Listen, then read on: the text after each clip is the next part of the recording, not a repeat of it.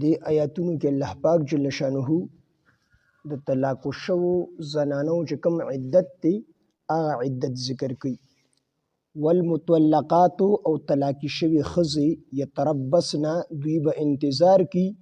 بانفسهن په خپل ځانونو سره ثلاثه قروء درې حیزه به د خزي انتظار کی کوم زنانو ته چې طلاق ملو شي وي مطلقه وي. اوس دې ځای کې د قروء لفظ چې دی نو دا د حیز او د طهر په منځ کې مشترک دی. حیز ته قروء ویلی شي او طهر ته قروء ویلی شي. دې وجه نه په دې کې د امام شافعي رحمه الله او د امام ابو حنیفه رحمه الله اختلاف دی. امام شافعي رحمه الله وی چې د دین طهر مراد دی، یعنی یو حیز دی د زنانه چې کوم ماهواري بیماری راځي لس ورځې دا غینه د امام ابو حنیفه رحمه الله په نسبت باندې د زیات نه زیات مدت ته حیز د لس ورځې دی او کم نه کم 3 ورځې دی.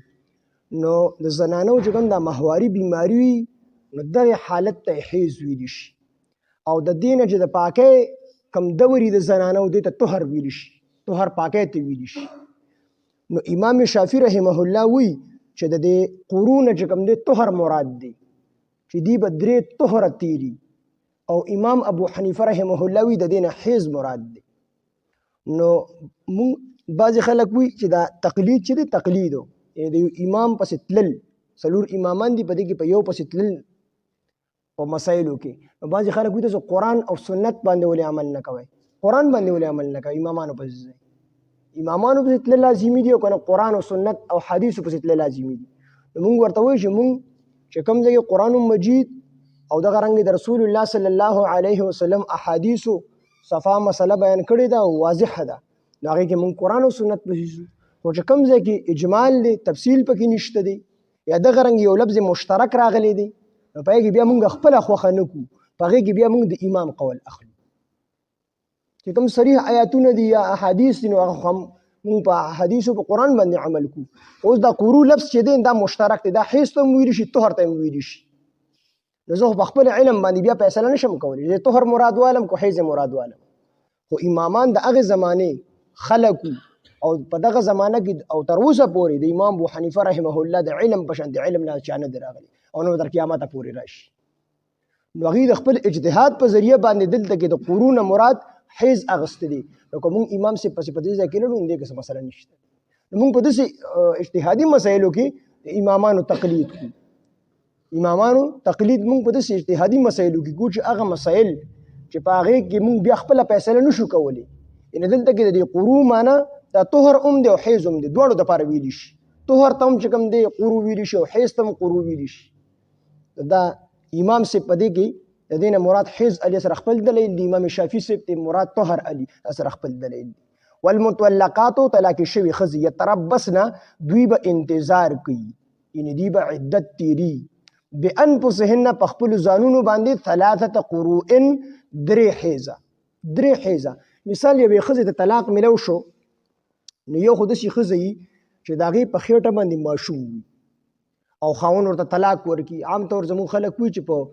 د کمی خزي په خېټه باندې ماشوم وي نو طلاق نه کیږي، دا غلطه خبره ده. طلاق کیږي چې د کمی خزي په خېټه ماشوم وي حامله وي او دې ته چا طلاق ورکړو خاون نو د دې عدت دا تر ماشوم پیدا کېدو پورې د دې عدت دی. چې کله ماشوم پیدا شو په اکر ورځ دا خپل نکاح د بل چا سره کولی شي،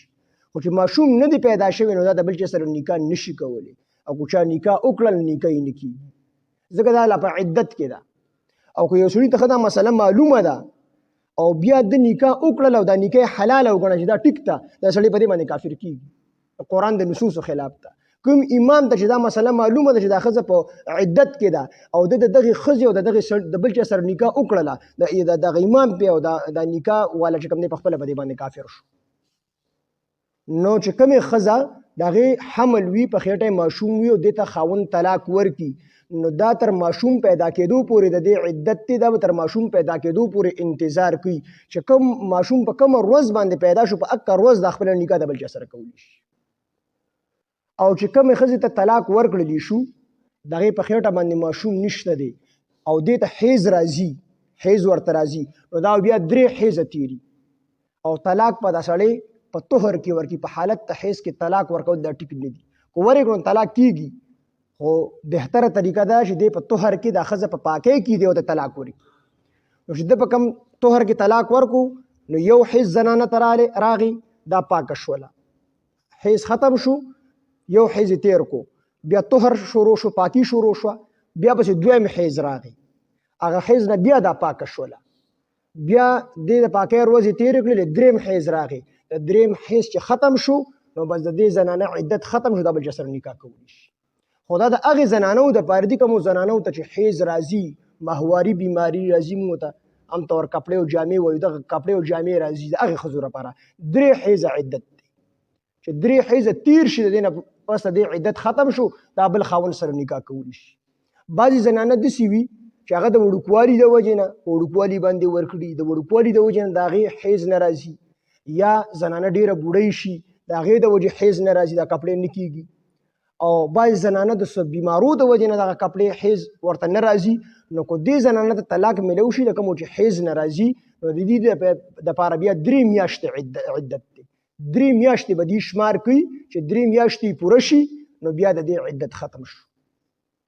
ایوب خان په دور کې عائلی قوانین کې یو خبره دا وه چې هغه دا خبره دغه کړو چې کومې ښځې ته طلاق ملو شو د هغې به 3 میاشتې عدت دي نو په د ډېرو علما خفه ومو او بیا علما چې کوم دی جرګې جوړې کړلې میټینګونه وکړلو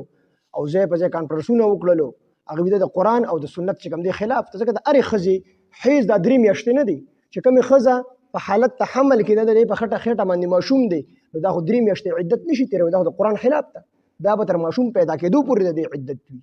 دغه رنګې چې کومه زنانه ته حیض راځي نو بعضې زنانو ته 3 میاشتې پس حیض راشي داسې پکې بعضو ته پکې 6 میاشتې پس حیض راځي نو د هغې خو حیض عدت دی دا یو حیض عدت دی چې حیض ورته راشي او 3 حیض یې پوره شي د دې به عدت ختم شي نو د هرې زنانه 3 میاشتې عدت نه دی بلکې کومو زنانو ته چې حیض راځي د هغې 3 حیض عدت دی کومو ته چې حیض نه راځي د هغې 3 میاشتې عدت دی کومه زنانه په خېټه چې ماشوم وي هغه د ماشوم پیدا کېدل د دې عدت چې ماشوم پیدا شي به دکه روز دا نکاح کولی شي نو دې کې الله پاک جل شانه د باره کې ذکر کوي والمطلقات او طلاق شوي ښځې یتربصن دوی به انتظار کوي بانفسهن په خپلو ځانونو باندې 3 قروء 3 حیضه ولا يحل حلال نه دي لهن د دې ښځو دپاره ان یکتمن دا چې پټ کي ما هغه څه خلق الله چې پیدا کړي دي الله فی ارحامهن د دې په ارحامو کې د دې په بچیدانو کې د دې په بچیدانو کې چې الله پاک څه پیدا کړي دي د دې ښځو دپاره جایز نه دي چې دا پټ کړي خو د دې په خېټه کې ماشوم دی زنانو ته پته لګي اصل کې چې کله ماشوم په خېټه شي نو د حیض دا وینه بیا د ماشوم ته د نوم په ذریعه باندې ورځي بیا د زنانو حیض نه راځي بیا حیض ختم شي نو دغه د حیض دا وینه د ماشوم پرورش د دغه په ذریعه باندې الله پاک د نوم په ذریعه ته دا وینه ځي د ماشوم تربیت کیږي د چې کوم دی لویږي په دغه باندې نو چې حیض بند شو ښځې ته په خپله پته ولګي چې زما په خېټه باندې ماشوم دی نو الله فرمایي کو د دې په خېټه باندې ماشوم وي نو دا د ظاهره کړي چې ګورې زما عدت دا ماشوم پیدا کېدل دي په خېټه مې ماشوم دی نو دوی به دا خبره پټي نه او که په خېټه ماشوم نی نو بیا دې ورته ووایي چې ما ته حیض راځي زه به 3 حیضه چې کوم دی انتظار کوم دا خبره به پټي نه ځکه په بعض زنانو کې نن یو خبره مثلا مرګري مخې ته راوړه په هغې کې دا ده چې زنانه په عدت کې دننه چا سره نکاح کړی 3 میاشتې طلاق ولا نه دي شوي 3 میاشتې چې 2 میاشتې هم نه دي شوي او بل چا سره نکاح کړی نو دا نه کې دا زنانه به پټوي نه خو د دې په خېټه باندې ماشوم دی دا به وایي چې زما په خېټه ماشوم دی نو چې کله ماشوم پیدا شي بیا به زه بل چا سره نکاح کوم او که ماشوم نشته نو بیا به 3 حیضه انتظار کوي ولا یحل حلال نه دي لهن د دوی ښځو دپاره ان یکتمن دا چې پټ کي ما هغه څه خلق الله چې پیدا کړي دي الله فی ارحامهن د دوی په ارحامو کې د دوی په بچیدانو کې ان کن یؤمن کو چې دوی ایمان لري بالله په الله باندې والیوم الاخر په ورځ د قیامت چې کومې زنانه په ورځ د قیامت او په الله باندې ایمان لري نو هغې خبره نه پټي هغې به ښکاره وي چې زما په خېټه ماشوم دی خیر دی زما عدت د اوږد شي خو زما نکاح اوس په دې حالت کې نه کېږي چې کومه زنانه د دې صرف کویدن شوي د خپل خاوند سره ملاقات نی شوي خپل خاوند سره ملاقات نی شوي نه حلوت صحیحه هم نی شوي او دخول هم نی شوي نو د دې دپاره صرف یو طلاق دی او د دې دپاره بیا عدت نشته دی چې کومه کویدني وادي نی شوي وګوره ملو شوي یو بل سره نی یو بل سره میلاو شوي ني نو حلوت صحیحه ني شوي دخول ني شوي نو عام طور چې کومه زنانه کویدنې شوي نو هغې سره خاوند نه میلاویږي دخول ني شوي یعنی جمع ني شوي ځکه چې دا عدت د دې دپاره دی چې پته ولګي چې د دې ته دا 3 حیض راشي چې د زنانه پته ولګي چې د دې په خېټه خو ماشوم چېرته نشته دی که نه ځکه چې ماشوم وي نو بیا دا ماشوم ګډوډ کېږي چې د پلار به څوکي او شریعت تر ډېره حده پورې دا کوشش کوي چې د ماشوم نسب صفا پاتې شي چې د نسب خلط مت نشي یو بل سره ګډوډ نشي نو چې کومه زنانه کویدن وي نو د طلاق هم یو دی